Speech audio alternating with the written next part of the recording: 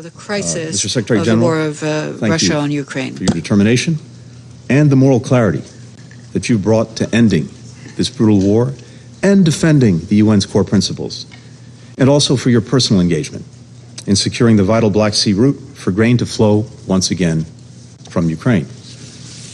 Mr. Khan, we're grateful for the efforts of the Office of the Prosecutor to investigate objectively and professionally the atrocities being committed in Ukraine by Russian forces, and for its support for and coordination with Ukrainian investigators and prosecutors. We hear a lot about the divisions among countries at the United Nations. But recently, what is striking is the remarkable unity among member states when it comes to Russia's war on Ukraine. Leaders from countries developing and developed, big and small, North and South, have spoken in the General Assembly about the consequences of this war and the need to end it. And they've called on all of us to reaffirm our commitment to the UN Charter and its core principles, including sovereignty, territorial integrity, human rights. Even a number of nations that maintain close ties with Moscow have said publicly that they have serious questions and concerns about President Putin's ongoing invasion. Rather than change course, however, President Putin has doubled down, choosing not to end the war, but to expand it, not to pull troops back, but to call 300,000 additional troops up, not to ease tensions, but to escalate them through the threat of nuclear weapons, not to work toward a diplomatic solution, but to render such a solution impossible by seeking to annex more Ukrainian territory through sham referenda. That President Putin picked this week, as most of the world gathers at the United Nations, to add fuel to the fire that he started, shows his utter contempt for the UN Charter, for the General Assembly, and for this Council. The very international order that we have gathered here to uphold is being shredded before our eyes. We cannot, we will not allow President Putin to get away with it. Defending Ukraine's sovereignty and territorial integrity is about much more than standing up for one nation's right to choose its own path, fundamental as that right is. It's also about protecting an international order where no nation can redraw the borders of another by force. If we fail to defend this principle when the Kremlin is so flagrantly violating it, we send a message to aggressors everywhere that they can ignore it too. We put every country at risk. We open the door to a less secure, a less peaceful world. We see what that world looks like in the parts of Ukraine controlled by Russian forces. Wherever the Russian tide recedes, we discover the horror that's left in its wake. I had a window into that horror myself when I traveled to Irpin just a few weeks ago to meet with the Ukrainian investigators who were compiling evidence of war crimes committed there. I saw up close the gaping holes left in residential buildings by Russian shelling, indiscriminate at best, intentional at worst. As we assemble here, Ukrainian and international investigators continue to exhume bodies outside of Izium, a city Russian forces controlled for 6 months before they were driven out by Ukrainian counteroffensive. One site contains some 440 unmarked graves. A number of the bodies unearthed there so far reportedly show signs of torture, including one victim with broken arms and a rope around his neck. Survivors' accounts are also emerging, including a man who described being tortured by Russian forces for 12 days, during which his interrogators repeatedly electrocuted him and, in his words, and I quote, "beat me to the point where I didn't feel anything," end quote. These are not the acts of rogue units. They fit a clear pattern across the territory controlled by Russian forces. This is one of the many reasons that we support a range of national and international efforts to collect and examine the mounting evidence of war crimes in Ukraine. We must hold the perpetrators accountable for these crimes. It's also one of the reasons why more than 40 nations have come together to help the Ukrainian people defend themselves, a right that is enshrined in Article 51 of the United Nations Charter. The more setbacks Russian forces endure on the battlefield, the greater the pain they are inflicting on Ukrainian civilians. Russian attacks on dams, on bridges, on power stations, on hospitals, on other civilian infrastructure are increasing, constituting a brazen violation of international humanitarian law.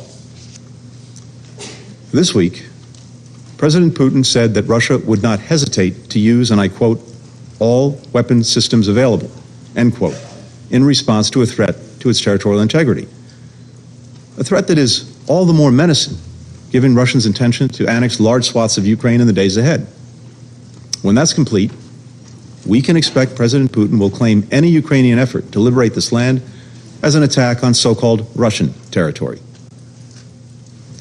This from a country that in January of this year, in this place, joined other permanent members of the Security Council in signing a statement affirming that, and I quote, nuclear war can never be won and must never be fought.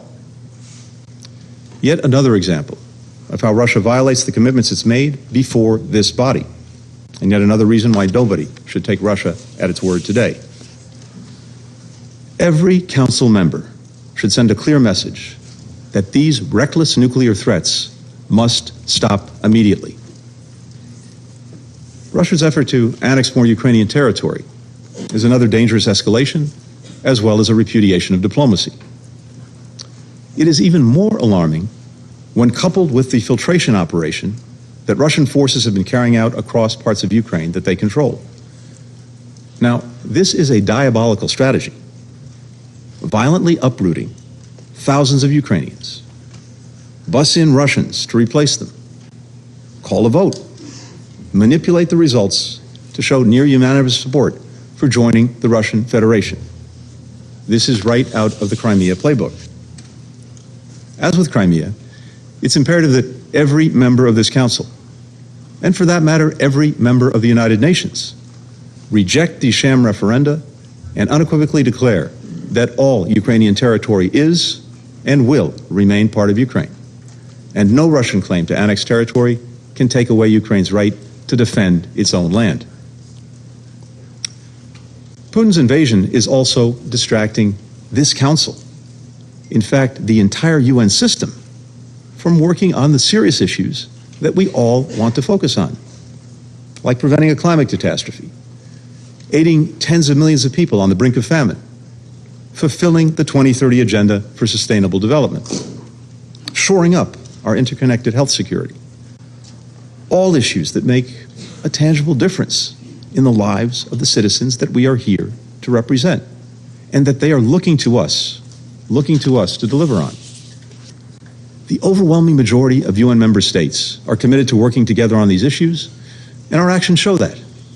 Yet, while more than 100 countries have signed on to a roadmap to provide food aid to those who need it, and partners across Africa, Asia, the Americas, and Europe are working together to increase the resilience of global food systems, Russia for months blocked the export of Ukrainian grain to the world until the United Nations and Turkey secured a deal to let the grain go. And Russia continues to bomb and seize Ukrainian farms and silos, line its wheat fields with landmines, raising the cost of food for people everywhere. And while governments around the world are teaming up with international organizations, with the private sector, with philanthropies, to end this pandemic and make sure that we're better prepared for the next one, Russia is spreading misinformation and disinformation about WHO-approved vaccines, fueling vaccine hesitancy that puts people in all our countries at greater risk. Here is the reality.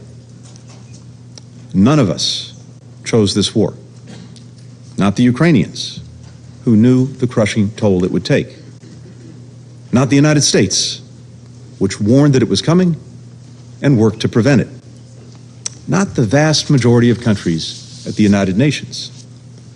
And neither did our people, or the people of virtually every UN member state, who are feeling the war's consequences in greater food insecurity and higher energy prices. Nor did the Russian mothers and fathers, whose children are being sent off to fight and die in this war, or the Russian citizens who continue to risk their freedom to protest against it, including those who came out into the streets of Moscow after President Putin announced his mobilization to chant, "Let our children live." Indeed, it must be asked, how has this aggression against Ukraine by President Putin improved the lives or prospects of a single Russian citizen? One man chose this war. One man can end it. Because if Russia stops fighting, the war ends.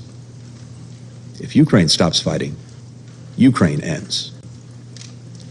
That's why we will continue to support Ukraine as it defends itself and strengthen its hand to achieve a diplomatic solution on just terms at a negotiating table. As President Zelensky has said repeatedly, diplomacy is the only way to end this war. But diplomacy cannot and must not be used as a cudgel to impose on Ukraine a settlement that cuts against the UN Charter or rewards Russia for violating it. President Putin is making his choice. Now, it's up to all of our countries to make ours. Tell President Putin to stop the horror that he started. Tell him to stop putting his interests above the interests of the rest of the world, including his own people.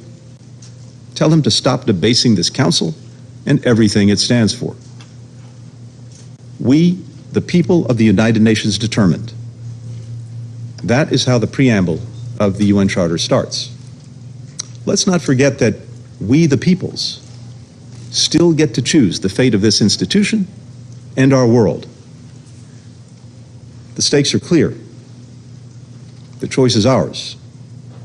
Let's make the right choice for the world that we want and that our people so desperately deserve. Thank you.